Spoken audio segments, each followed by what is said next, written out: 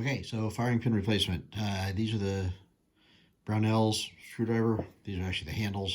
Here's the screwdriver kit. This is an extra, sorry, I've augmented it with an extra bit. This one fits the screw on the grip that doesn't come with because they don't know you have Hogue grips. So I've removed the crane screw and the crane and the cylinder. I've removed these two screws. It's advisable to keep these in the same locations. They can, on some older revolvers, be fitted specifically, so it's good practice. On a current production line Smith, it's not a big deal, but it doesn't hurt to keep track of those. Strain screw is still all the way in. I'm not going to pull the trigger with the side plate off because that puts all of this force into the pins, unsupported pins on the backside once the side plate's off. But you can leave that tight. Recommendations on strain screw settings. Some people set trigger pull weights and hammer fall force by unscrewing this screw and Loctiting it. I think that's a terrible idea. I think it's better. They're not expensive. I think it's better to buy half a dozen of them, or three, or if you're good, three, and cut them to length. It is a trial and error at the range, grips on, grips off, grips on, grips off kind of procedure, but it is worth doing because then you can tighten it all the way down, Loctite it, and it will not come loose during a match or when it really matters. So you can see that the side plate is already part way up. I started it with this. I was going to take it all the way off and just start with the pin, but I wanted to point out, in case you haven't done it a lot, that if you put this down on hard on something flat when you hit across the grip, this won't work as well. You want this grip to be able to move. You want a little bit of give in order to get, because you're really using inertia to bring it up. So you do this, right? And don't get over enthused. Let it come all the way up. As soon as it drops back in like that, it is free, and you can lift it. It may pop right off. It doesn't hurt to put a thumb over it. You can lift it up here and back a little bit like this. So this is the hardest job in the world, trust me. Now, would this be easier with the strain screw out? Yes, because with the hammer not under stress. Where we're going is here. Get the light in here a little bit. You're going to push the firing pin in just there goes the hand, there goes the hammer fall safety. We'll take care of that. That'll go back. Just pay attention to where you started. None of this needs to come out. This pin right here is the secret, but to get to it, I think what we're going to do, especially since this is kind of a high round cut gun, is I am going to go ahead and take a minute and pop the strain screw out.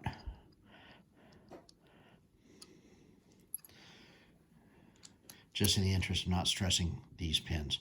This pin especially is it's really not supported by very much on the backside. You can see I've shimmed this. So you want to, this may take, there we go. And we'll just take I'm not going to take it all the way out, but I'm going to take the pressure off of it. And that'll make it easier to hold the hammer back out of the road. First time, yeah, you can absolutely pull the hammer out. Some of these, I don't remember the exact name of it, but this is the stirrup on the strain spring. This piece right here can be loose on stock. It can be a separate piece on stock hammers. This is an Apex hammer. It did require some fitting. If you're getting enthusiastic about Apex, that's great, but it did require quite a bit of in and out and fitting to make it work well on this gun. Some people say they get drop-in effects. I did not, but it worked. It wasn't hard. So what we're going to do is we're going to actually pull the cylinder lock backwards a little bit, so we're going to clear right here, and then we're just going to, you can do it with the trigger, but yeah, I left a little too much force on it there. Let's see here. Is it going to go? Yes, no. There we go. A little bit of finesse in it to get it to roll. Okay, we're going to bring it right back here like this. We're going to come in with a pair of tweezers. You can push this in with a punch if you want. So this is kind of three-handed if you leave the spring all the way in, okay? But you can do it. Without the spring, you know what? I'm just going to show you the easiest way to do it, especially for a first-timer. No offense, but you know what? Let's uncomplicate this as much as we can. So, again, On a stock one, pay attention to this piece. Sometimes that can really be fiddly getting both ends of this in on a stock hammer. Not all. My understanding is, I only have so many Smiths. My understanding is not all stock hammers are this way, where that'll come off, but on this one, it is retained. Yay, Apex. So here's the spring, goes in just like that. Okay, and then we can just, I really don't want to take it out all the way if I can help it here though. So we're going to just kind of finesse this, because now there's no hammer stuff on it.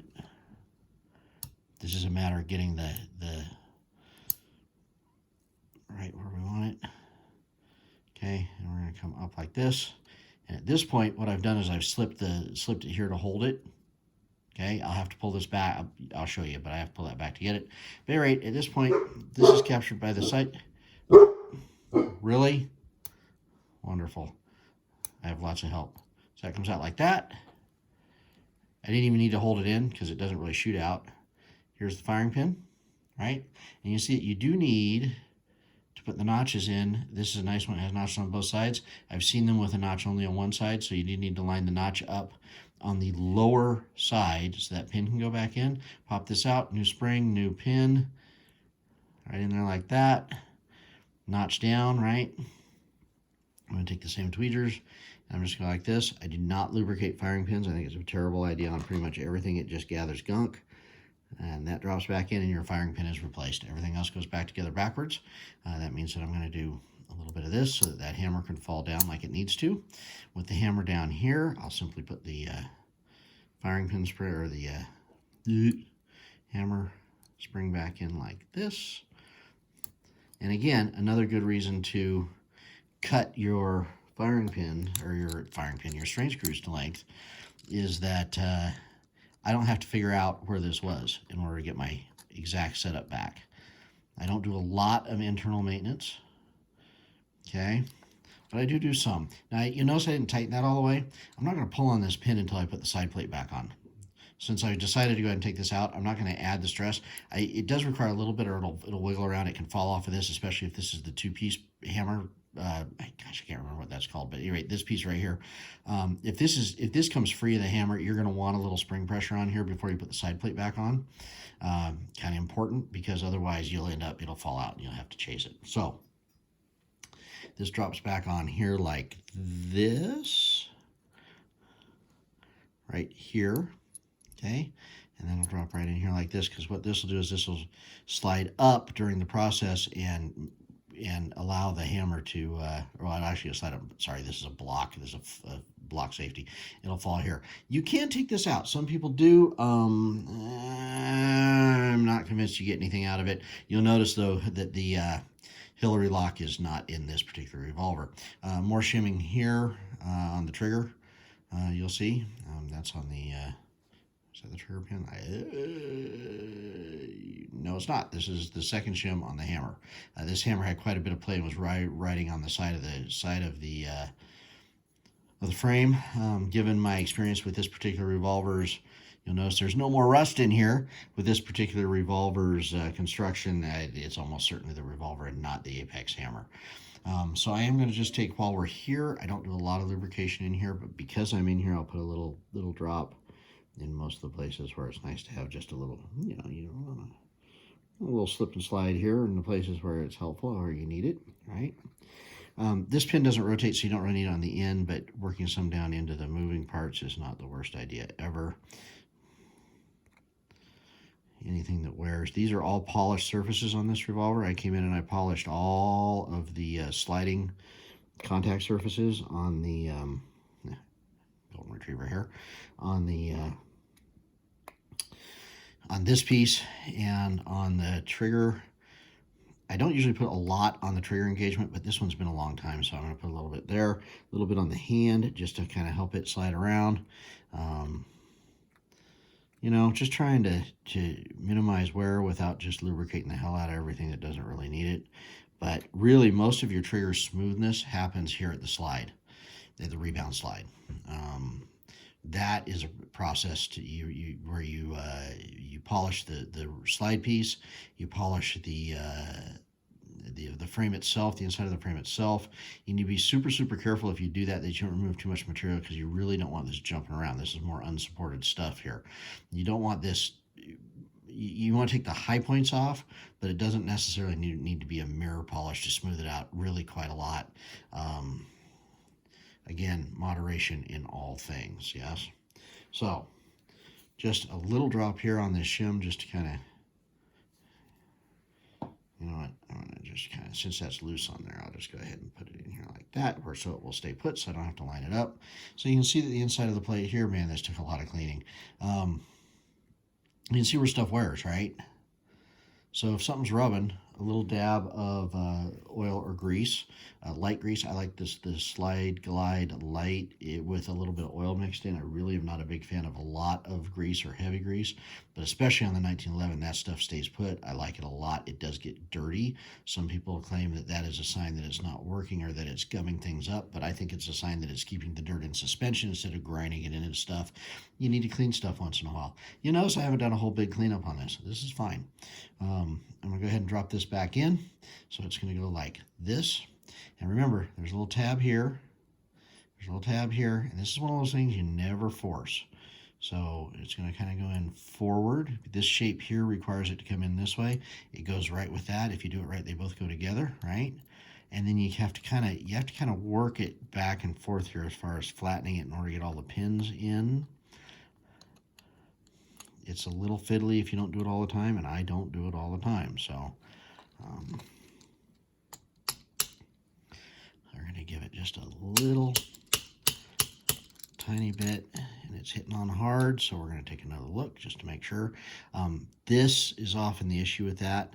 If this is out of its channel, that's the channel, yes, this is the channel, it won't drop in, and no amount of forcing it will do anything more than crack the side plate or break a pin, so don't do that. And actually, while I'm here, where did I put it? I'm going to drop just a little bit of lube into this channel with the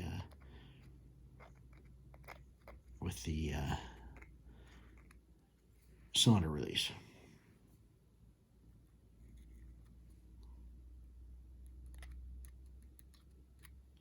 And of course the safety, the drop safety. Which, as I said, can be a little finicky in terms of, there's a specific place to put it. I could look it up, but, you know, what would the fun in that be, right? Okay, so what are we hitting on? And this is how this goes. This is how I do it. It's not perfect. I'm not going to claim it's perfect. But as long as you're gentle and you don't force anything, it should all go back together. Yeah, I'm happy with that. Oh, this is off. Haha, I dropped it off. That will definitely make it not fit. I think it needs to go all the way up in there like that. And again, that's a resource that's pretty available. People showing you how to put this together, and it just clicked. I could just feel it. Everything dropped right into where it needs to be. Sometimes just a little bit of kind of tapping will get that to drop into the channel as well. Again, this is not daily maintenance for me. I do this 500 times when I'm building it, and then like maybe once or twice a year to get into the side plate. There's no reason to get into the side plate unless you're replacing that firing pin spring. He used grease in here instead of light oil. It feels dried out, whatever. You broke apart. Parts do break. Yeah, and then you just very gently and all the way around. World's longest one take smithing video here. Okay, and it's not going to drop in here easily. So I am going to presume that it wasn't quite as right as I thought it was. And this is how this goes. It's not a big deal as long as you don't panic. Right? We'll open this back up. Push this back up here. Probably when I tapped it, that probably fell down in there. I should have just left well enough alone instead of showing off. So it needs to be kind of flat to feed the pins, but this catch has to go underneath.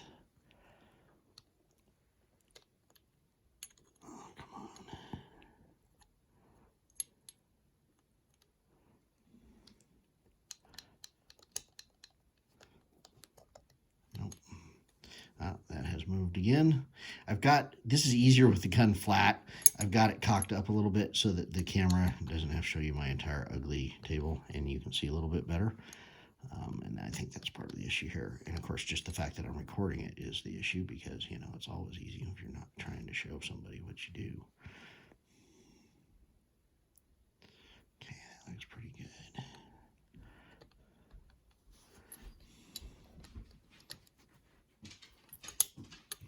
There it is. Just dropped right in again there. And now, hopefully, this time, resist the temptation to just drive the screws in to pull it in.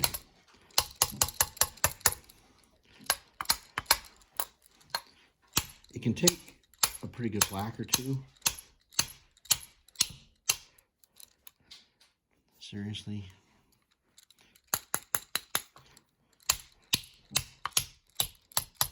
Am I really gonna have to take a second take? And more golden retriever hair, because, you know, golden retriever hair. All right, what are we doing here? So this is how it goes. If you just don't get in a hurry, you'll be fine. If you do get in a hurry or you just decide you're chickening out, you can always call me or Schroeder, and somebody will help you.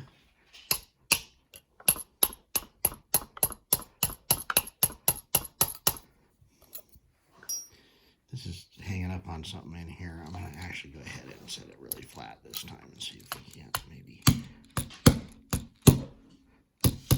No, that's good. So when you get rocking like this, yeah, it's time to take it apart a 17th time.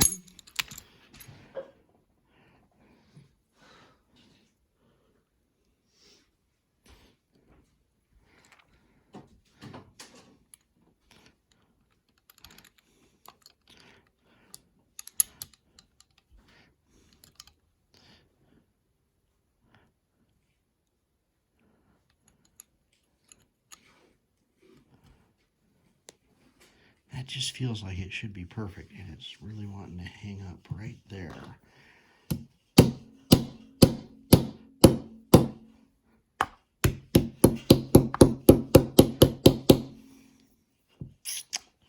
So here, I'm trying to show you how easy this is, right? So of course, not easy today. Make sure this is pushed in. The hand, this is the hand. It indexes the cylinder. This can pop up. It's not. I'm actually going to change what I told you I wasn't going to do here. I'm going to actually, because I have light spring pressure on it, right, I'm going to just kind of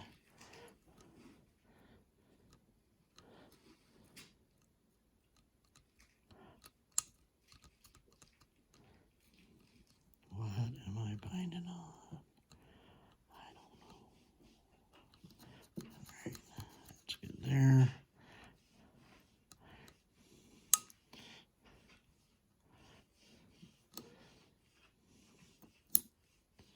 Okay, I'm just going to very supportedly cycle it just once, just to kind of make sure. Now this can't sit here because this has to move up.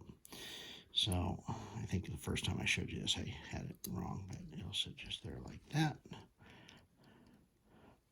I'll actually make sure that it sits flat. One more try here. And again, you can't do this drinking, and you can't do this tired, and you can't do this frustrated.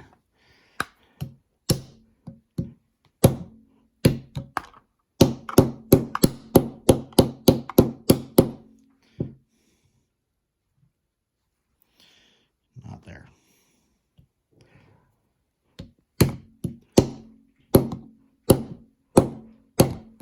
This is what happens when you don't do something for a year.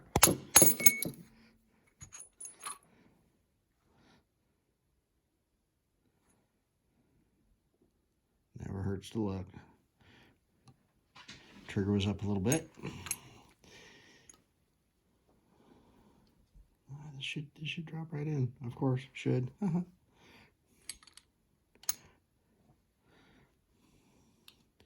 And this, of course, is why gunsmiths get paid lots of money.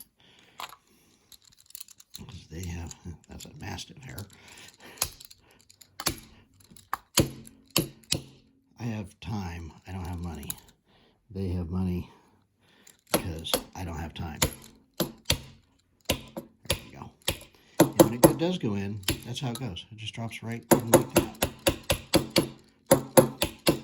So, we'll replace these screws, put the crane back in. Don't forget to tighten this.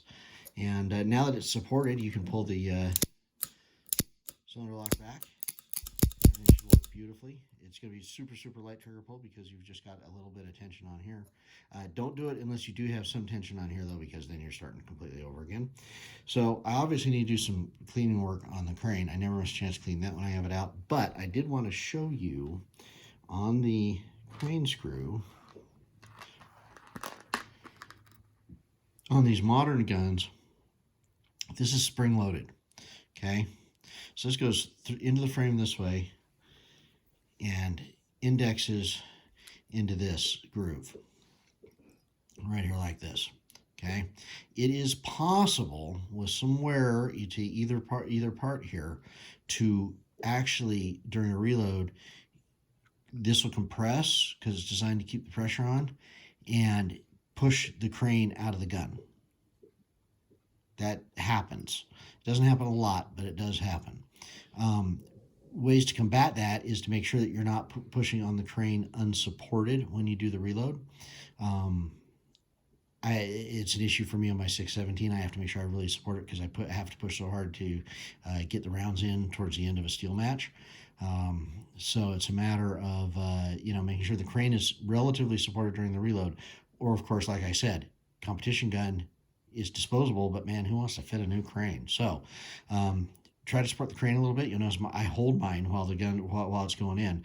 It's actually in my hand while the rounds are going in. The other thing that people will do is they'll put a little BB under this, a little piece of lead shot behind it. They will also, this is not red Loctite. Do not red Loctite anything on a gun unless you have a very, very specific application that you know that you want red Loctite on. This is not red Loctite. This is from the factory. It was red colored. It is not red Loctite. A little blue Loctite is not a terrible idea on a gun that you don't check frequently. This is a screw I check before every time I use the gun, so not a big deal. But yeah, this, you can't see it because of my finger, but this is spring-loaded.